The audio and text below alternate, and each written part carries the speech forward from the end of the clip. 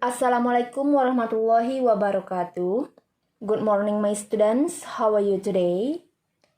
Before we start our lesson today, let's reciting basmalah together. Bismillahirrahmanirrahim. In today's lesson, you are going to learn about kerajinan bahan limbah keras. Di pembelajaran kali ini, kalian akan mempelajari tentang kerajinan bahan limbah keras.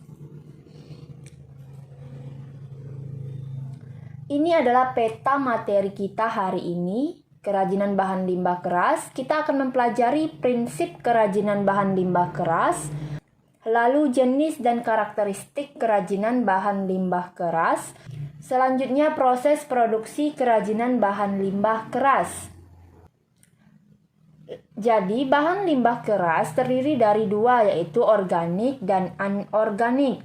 Kerajinan bahan limbah keras organik contohnya kerajinan cangkang kerang, kerajinan sisi ikan, kerajinan tulang ikan, kerajinan tempurung kelapa. Sedangkan kerajinan bahan limbah keras anorganik, contohnya kerajinan botol plastik, kerajinan pecahan keramik, dan kerajinan kaca.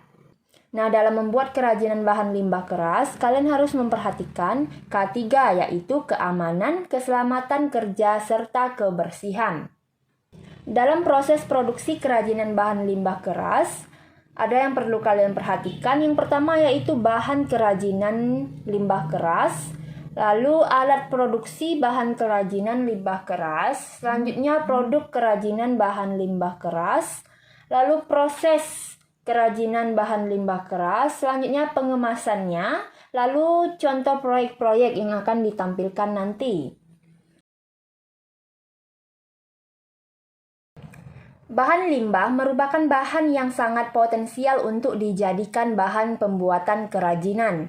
Di tangan-tangan kreatif, limbah keras organik dan anorganik dapat disulap menjadi aneka kerajinan yang unik dan menarik. Limbah keras juga terdiri menjadi dua, yaitu yang pertama limbah keras organik, yang kedua limbah keras anorganik.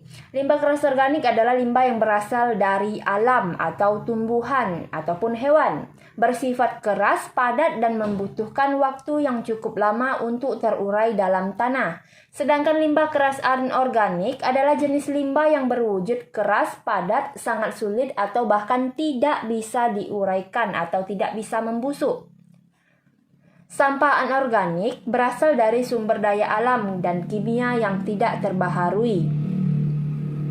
Pengelolaan limbah organik dan anorganik memiliki teknik yang berbeda. Limbah organik biasanya didaur ulang menjadi pupuk tanaman sampai dengan bahan bakar biogas.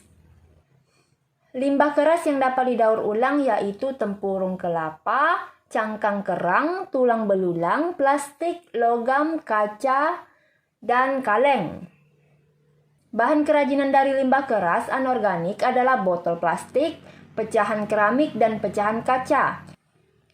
Jika limbah sudah beralih manfaat menjadi bahan kerajinan, secara ekonomi nilainya akan meningkat.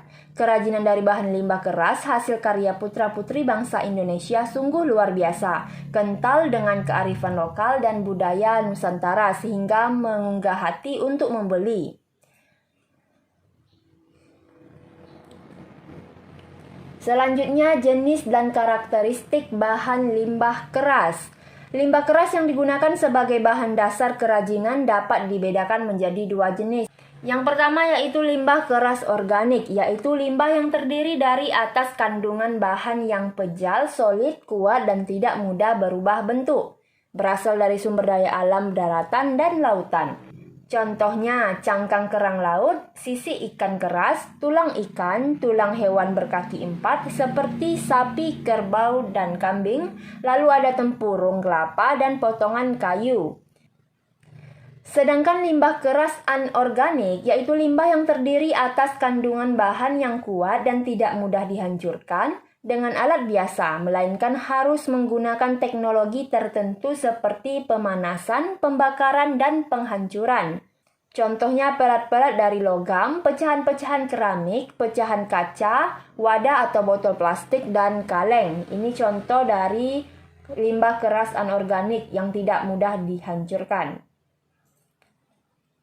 Limbah anorganik memiliki kecenderungan dihasilkan oleh kawasan industri dan domestik atau rumah tangga. Misalnya di wilayah industri, limbah keras yang ada umumnya berupa puing-puing logam dan pecahan kaca. Sementara limbah keras dari rumah tangga umumnya berupa plastik dan tulang belulang limbah pangan dari hewani. Di bawah ini merupakan proses pengelolaan sederhana yang dapat dilakukan untuk bahan limbah keras. Yang pertama yaitu pemilahan bahan limbah, yang kedua membersihkan limbah, yang ketiga pengeringan, yang keempat pewarnaan, yang kelima pengeringan setelah pewarnaan, yang keenam penghalusan bahan agar siap pakai. Selanjutnya yaitu proses produksi kerajinan bahan limbah keras. Temuan-temuan desain produk kerajinan dari bahan limbah organik selalu bertambah dari waktu ke waktu.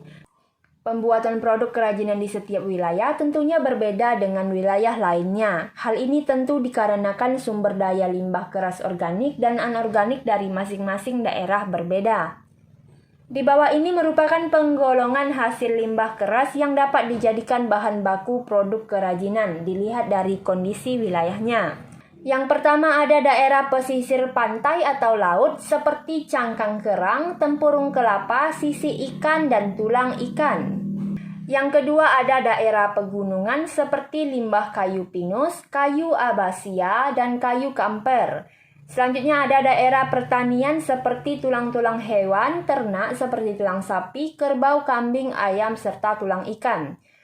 Selanjutnya daerah perkotaan seperti berupa pecahan kaca, pecahan keramik, potongan logam, dan aneka plastik bekas perabot. Anak-anakku semua, ini adalah tugas kalian hari ini. Catatlah ringkasan dari materi yang kita pelajari hari ini. That's all for today. Let's close our class by reciting Hamdalah. Alhamdulillahirobbilalamin. Assalamualaikum warahmatullahi wabarakatuh.